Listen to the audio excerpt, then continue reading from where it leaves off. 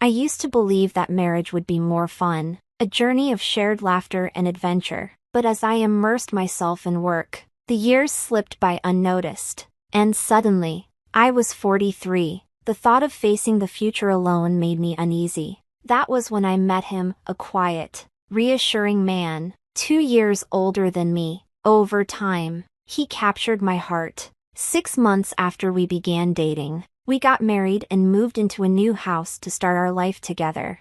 We cherished one another and made a pact to always discuss any problems openly. This approach made our marriage strong, and for a time, I believed we were the perfect couple. Despite aging, our married life felt fulfilling. Then, dark clouds loomed over our relationship. The turning point came when my parents-in-law decided to divorce. My husband explained that his parents' marriage had been strained for years due to a lack of communication, especially after he and his sister became independent. While we were initially inclined to think their divorce wouldn't affect us, the truth turned out to be far more disruptive. Since my first meeting with my in-laws before marriage, my relationship with my mother-in-law had been challenging. Over time, her dissatisfaction grew. She criticized everything I did, from my cooking to my cleaning schedule. Worse, her disapproval extended to personal attacks, calling my clothing unfashionable and even criticizing my appearance. It felt like she despised my very existence. To cope, I minimized interactions with her, a strategy my husband supported. Still, I worried her hostility might escalate after the divorce. Then there was my sister-in-law, who lived with my parents-in-law, unmarried and in her 40s. She had no steady job, spending her days idling or working part-time for quick cash. She often borrowed money from my husband and me, claiming it was for small expenses like books or games. While the amounts were modest, the frequency was draining. My husband assured me he would handle it, but my sister-in-law often approached me when I was alone, leaving me unable to refuse. Their behavior became unbearable. Visiting my in-laws felt like walking into an ambush, as though I was a money tree for them to exploit. Gradually, my husband and I distanced ourselves from their home. I dreaded the changes the divorce might bring and silently wished to remain uninvolved. But my hopes were short-lived. Just days after their divorce was finalized, the doorbell rang early one morning at 5 a.m. No less. Half asleep, I wondered who could be visiting at such an ungodly hour. When I opened the door, there they stood, my mother-in-law and sister-in-law, grinning and holding large bags. Instantly, I regretted answering. Surprised, I asked, "What do you need at this early hour?" My mother-in-law ignored my question entirely and said, "You're late. Let us in already." Taken aback, I hurriedly asked, "What's with the bags? Where are you going?" She brushed past me with an air of entitlement. "What do you mean? Where are we going? We're here. We've come to stay." Still groggy from being woken up at 5 a.m., I struggled to process her words. It felt as though they had fled from somewhere. Arriving unannounced with their belongings, they pushed their way into the house, disregarding my confusion and protests. "What happened?" I demanded, blocking their path as best I could. My mother-in-law, looking down on me with disdain, replied as though it were the most obvious thing in the world. "You should already understand. We're moving in. Starting now." "Moving in? What are you talking about? I haven't heard anything about this." I was still groggy, my low morning blood pressure keeping me sluggish. "Even so," I argued, "what situation? Is this about the divorce? But why here? My husband hasn't said anything about this." They ignored me, dragging their bags into the house and making themselves at home, commandeering our storage room without hesitation. My pleas for an explanation went unanswered. Instead, my mother-in-law shot me a glare and said coldly, "Our family is in trouble. Don't you have a heart, or even basic empathy? That's why you're such a terrible daughter-in-law." I was stunned into silence. At that moment, my husband, a self-professed non-morning person, rushed into the commotion. His surprise at seeing his mother and sister with their bags was evident. "Why are you here so early? And what's with all the luggage?" My mother-in-law reiterated her intention to stay, recognizing that my husband was better suited to deal with the situation. I stepped back, though I could hear them beginning to spread their belongings out as if the house were their own. Despite my husband's initial protests, he eventually relented and agreed to let them stay temporarily, for 1 month. This was, I realized, a major concession on his part, driven by his sense of familial duty. Though I wanted to send them packing, I knew they were still his family.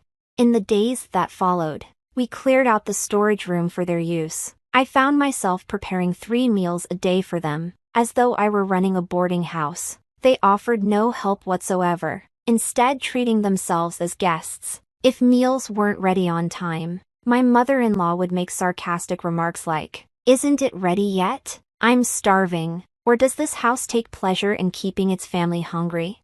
I bit my tongue, silently retorting, "How can you be so hungry when all you do is sit around all day?" But I avoided confrontation, knowing it would only lead to more insults.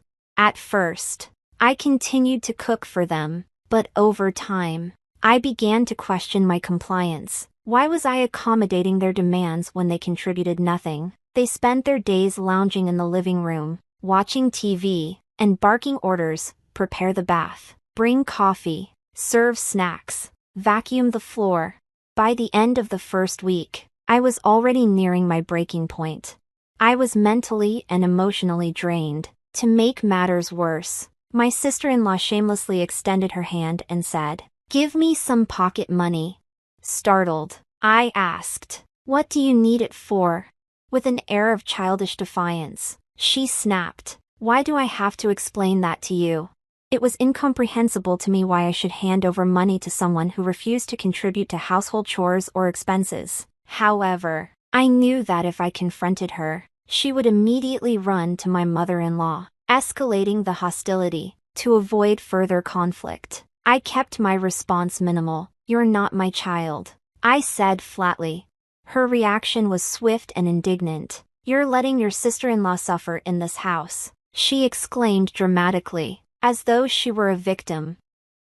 Neither my mother-in-law nor my sister-in-law contributed a single penny to the household. The cost of their meals and other expenses fell entirely on us, as if it were a natural obligation. On top of that, their constant demands for pocket money added to our financial burden. Their brazenness was astonishing. Every evening, my husband would comfort me, urging patience while also warning them sternly. But as soon as he left for work, they reverted to their entitled behavior, acting as if anything was permissible in his absence. The promised 1-month stay came and went with no sign of them leaving. Looking back, it was evident they had planned to exploit my husband's kindness all along. Their attitudes grew increasingly arrogant. My sister-in-law began calling me wife in a mocking, childish tone, while my mother-in-law continued her condescending remarks. I avoided responding, as even hearing their voices exhausted me. Day by day, I felt my resolve breaking.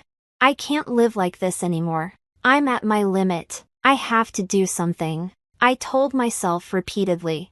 Around this time, my husband had been promoted at work, a joyous occasion, but it came with a scheduled week-long business trip. He was hesitant to leave, worried about leaving me to deal with his family alone. "I'll postpone the trip until we've sorted this out," he said. But I didn't want his career to suffer because of our personal troubles. "It's only a week," I reassured him. "If it gets too bad, I'll just stay at a hotel." With that, I sent him off, determined to confront the situation head-on. The moment my husband left, their behavior escalated. They acted more entitled than ever, making outrageous demands as if they owned the house. When they called out to me during my chores, I finally said, "Please handle it yourselves."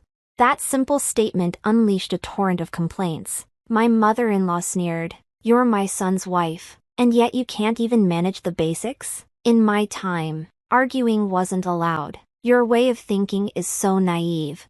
Their mockery of my struggles seemed to amuse them. Watching me flustered and upset became their form of entertainment. I knew I had to regain control.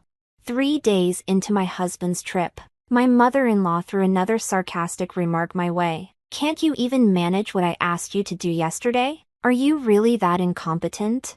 Her tone was biting, her words meant to provoke. When I stayed silent, she pressed on. You always look dissatisfied. If you have something to say, just say it already.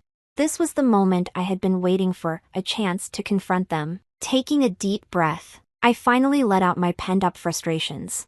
Mother, I began calmly but firmly. It's clear you enjoy tormenting me, but I'm not your maid. At the very least, I expect basic adult manners from you. She looked at me, startled.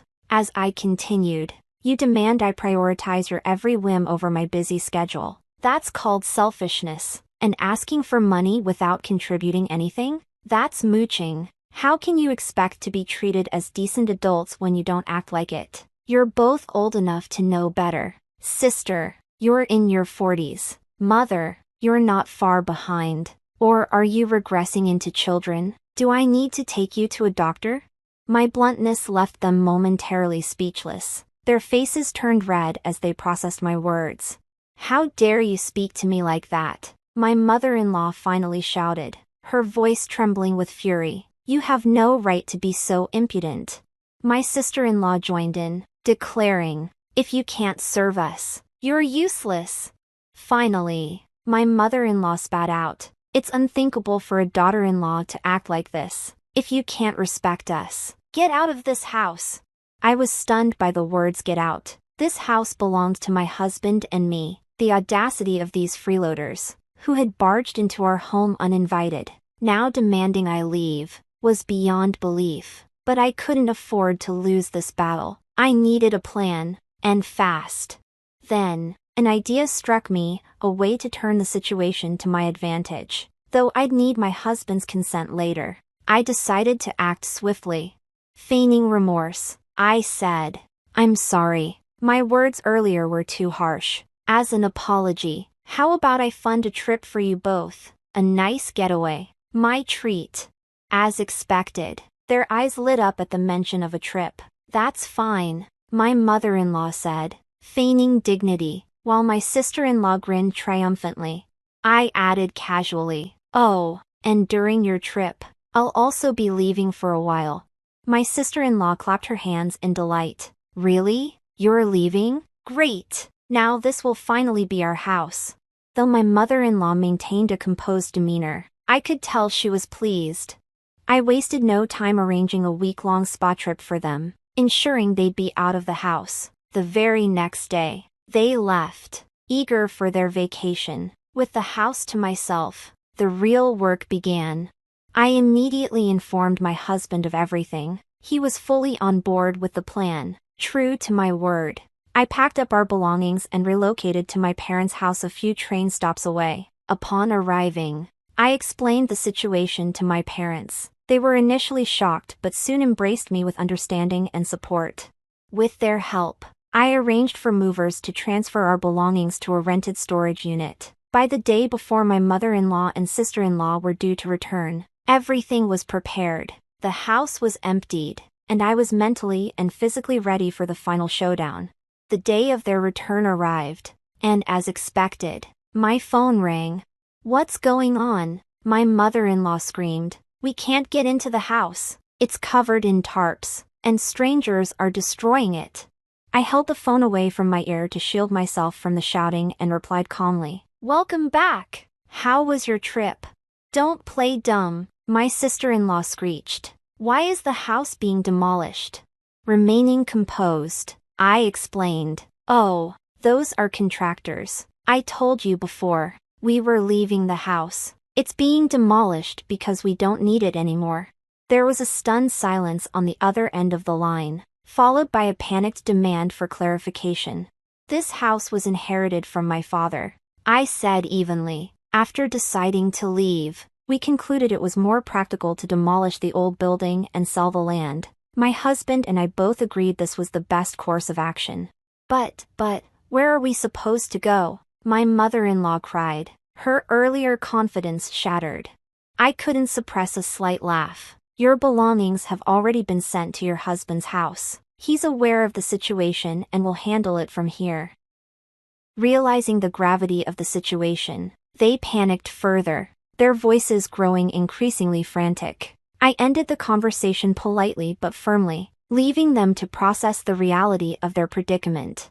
Later, I learned from my husband that their father had harshly reprimanded them, leaving them with no choice but to spend the night in a nearby motel. When they reached out to my husband for help, his usual calm demeanor gave way to fury. He delivered a strict lecture and declared, "I will no longer have any dealings with either of you." This effectively severed ties between us and them.